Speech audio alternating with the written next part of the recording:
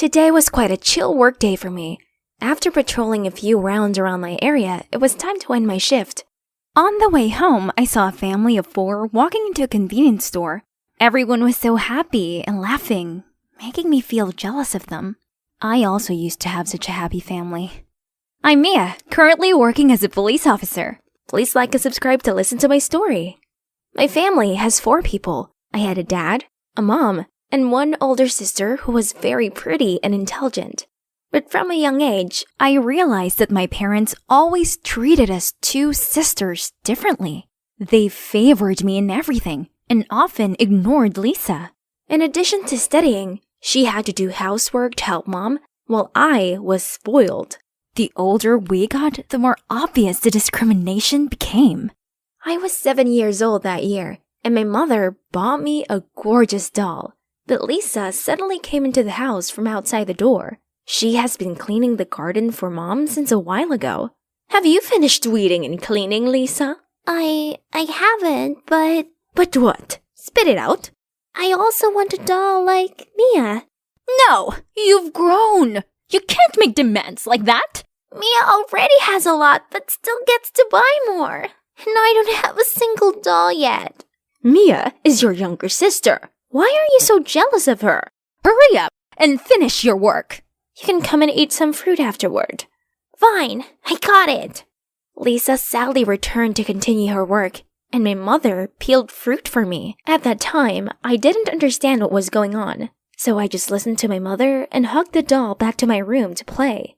A moment later, I heard voices of my mother and Lisa coming from the kitchen. Mom, I want to eat fruit. Is there any left for me? Another time, Lisa. It's almost lunchtime. Lisa walked into my room with tears in her eyes.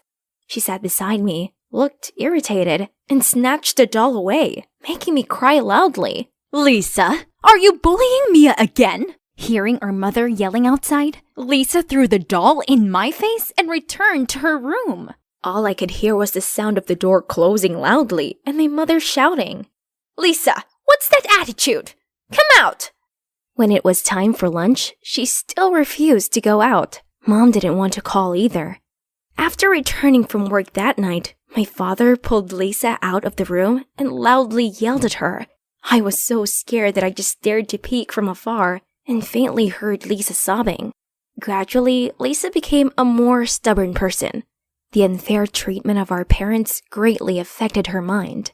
With all the pressure and anger, Lisa vented her anger on me and her classmates. It made me terrified of her.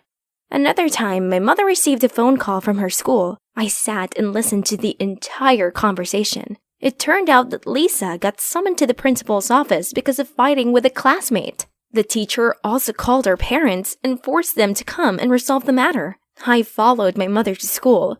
When we arrived, we saw that the family of the friend that Lisa beat was there. Lisa was very stubborn. She refused to admit that she had beaten that boy. She said she was only defending herself. My mother had to bow her head to apologize to solve the problem with the other family. Upon arriving home, Mom threw Lisa's school bag to the ground and yelled at her again. Lisa silently stood and listened without saying anything. Her face showed no remorse. She quickly returned to her room, not forgetting to close the door loudly as if to express her dissatisfaction. Gradually, Lisa no longer valued studying, but instead started fighting all the time, forcing our parents to go to school to apologize every day. The relationship between my sister and I also became more tense. We might not talk to each other, but we would argue every time we opened our mouths. In those cases, my parents always defended me and scolded my sister. In my parents' eyes, I have always been a good child, with good academic records, participating in many competitions, winning many awards, and becoming the pride of my parents. Lisa was the complete opposite. Her academic performance was getting worse. She often had conflicts with her friends and even hung out with bad friends who skipped school and caused trouble. That year, I was 15, and Lisa was 18 years old. One day, the school sent Lisa's study results home. The average score was only D. Some subjects even got Fs. As Lisa walked in from the door, her mother loudly questioned her. Lisa, where did you go? Why do you come back so late? Mom, I just returned from school. You lied to me again. Today is your day off. Here are your study results. I just called your friend to ask. I go to the study group to prepare for the graduation exam. Okay, let's say you're telling the truth. So how do you explain your grades? All D's? Even F subjects? Do you know you will fail to graduate with scores like that? I know, Mom. I'm sorry. Look at Mia. She just won first place in the math competition. Her score is always A. Why can't you be like Mia? I am so disappointed in you. Your mother is right. You should stop being a child. Try to study and find yourself a useful job. Lisa silently went straight into the room. The loud sound of the door closing made my father lose his temper. That night, Dad scolded her again for a long time. 2 months later, Lisa took her graduation exam. The results were just enough to pass.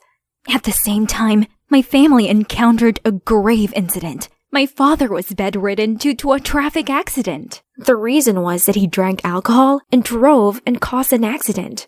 My mother and her small bakery always have to operate at maximum capacity. Everything seemed to exhaust my mother's strength. After holding out for 3 months, my father passed away. My mother was also constantly sick, and the family's finances deteriorated. After my father's funeral, my mother hesitated for a while before telling Lisa the truth. I stood in a corner and overheard that conversation. Lisa, Mommy has something to tell you. Okay. Actually, you're not our biological child. So you finally tell the truth. I already guessed it. The older I get, the more my appearance differs from you and Dad. And I never felt like I was considered a member of this family. So this is why my parents always treated me differently from Lisa. I'm sorry, Lisa. At that time, me and your father got married, and we liked children.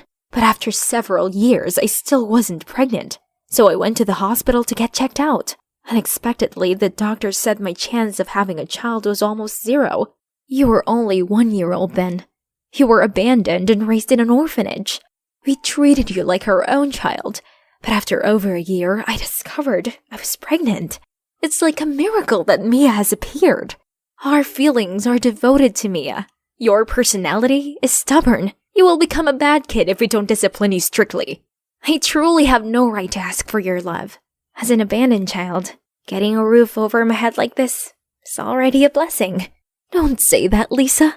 Mom and Dad had a difficult time to the point of wanting to give up custody of you. But the thought of you being taken into an orphanage is something we can't accept. So we tried to raise both of you as best as we could.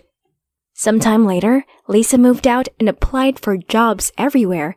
She got a job at a convenience store not far from my house. She seemed to decide to leave this family after that night. I still lived with my mother. At 15, my only job was to eat and study. When Lisa moved out, our mother devoted all her love and affection to me in the hope that I would become her supporter in the future.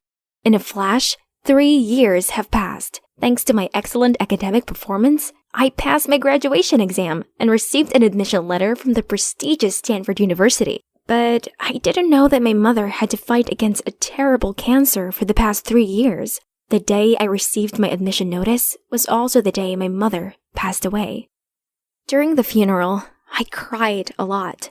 Now my only relative was Lisa. I've been waiting for her to return. Finally, I saw her. She was dressed in black and came to our mother's grave, her face still cold, showing no signs of sadness.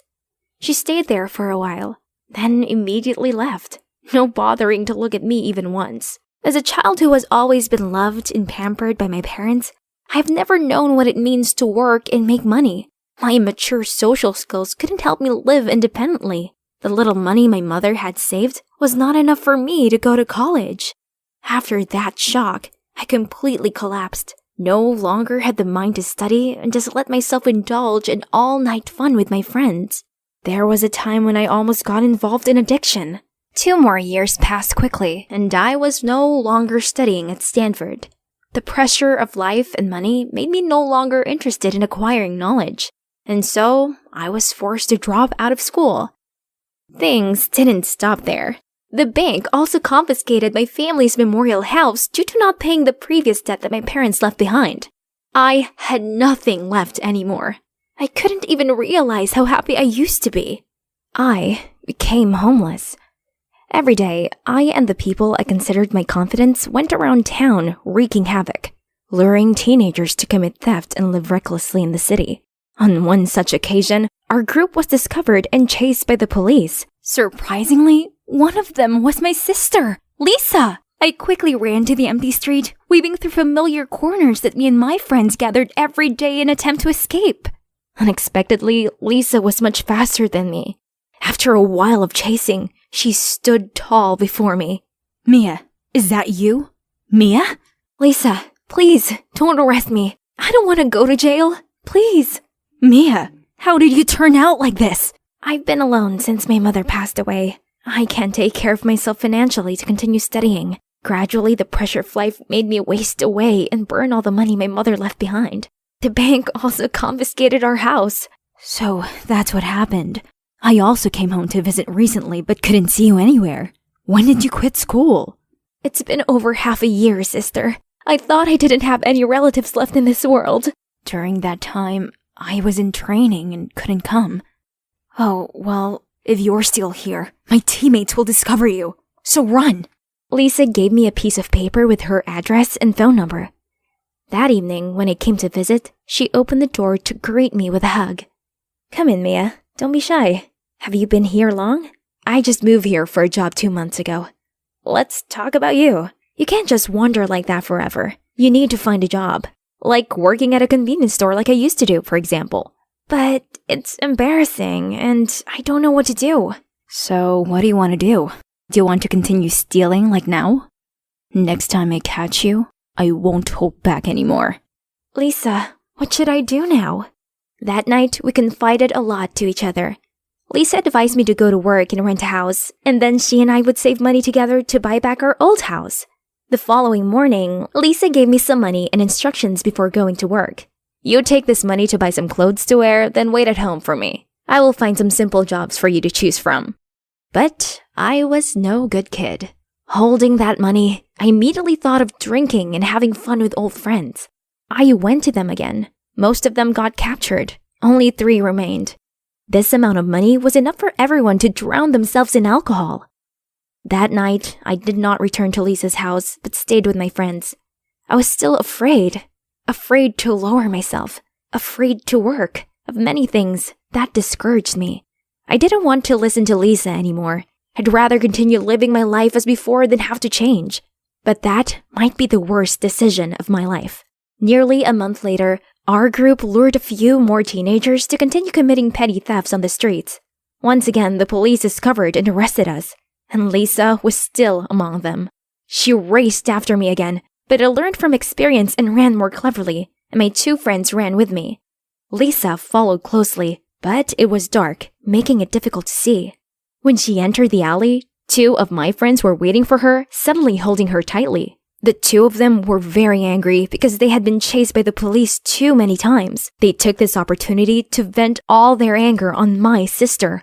They punched and kicked her and stole her gun. Lisa tried to resist but didn't have any strength, so she just held her head and endured the hits. I panicked and rushed to stop my friends, but by then, the 2 of them were like crazy people. After a struggle, they pushed me out. When they raised their guns and wanted to shoot her, I couldn't think of anything else and rushed over. I wanted to help her. After all, she was my only remaining family. Everything was my fault, and I couldn't let her get hurt because of me anymore. Unexpectedly, Lisa always turned her eyes toward me despite being beaten painfully. She seemed to guess my intention, so she jumped up and rushed to stop me. Lisa pushed me away, and a sharp sound rang out in the small alley. The other 2 immediately threw the gun back on the side of the road and ran away. The bullet hit a fatal spot, causing Lisa to lose a lot of blood and fall into critical condition.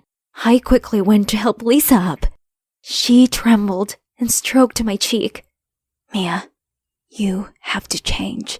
Maybe I can't help you anymore. You have to promise me, no matter what happens, you have to become a good person. Never get involved in crime again. If you don't live well, our parents, will scold me again. I didn't know what to say. I just nodded and silently promised myself to listen to Lisa. The injury was so severe that Lisa could not survive. At her funeral, her teammates came in large numbers. Everyone felt sorry for Lisa. I became her only legal heir. While I was gone, she sold the house she was living in and used all her money and connections to get my family's old house back. Afterward, thanks to my sincere declaration and cooperation with the police to investigate and break up that theft ring, I was given a suspended sentence. I felt like I was reborn. I had a completely new life, a life that Lisa had exchanged for me with her life. I was determined to become a useful person who wouldn't disappoint Lisa. She had placed all her trust in me, and I couldn't let her down. After several years of trying to practice and study, I became a policewoman like Lisa. I always remember her advice before she passed away. Every time I saw her photo in the small room where she used to live, I always felt sad and sympathized with her pitiful fate. Every time I participated in arrests of juveniles rioting and stealing on the streets, I felt like Lisa was next to me, that I was experiencing the feelings she once had. It made me cry again. I mourned for Lisa, her fate, and that terrible mistake I made to lose my last relative. I promised myself I would live well and live for Lisa too. Lisa, somewhere far away, are you and our parents watching my every step? I'm sure I won't let anyone down again. I promise.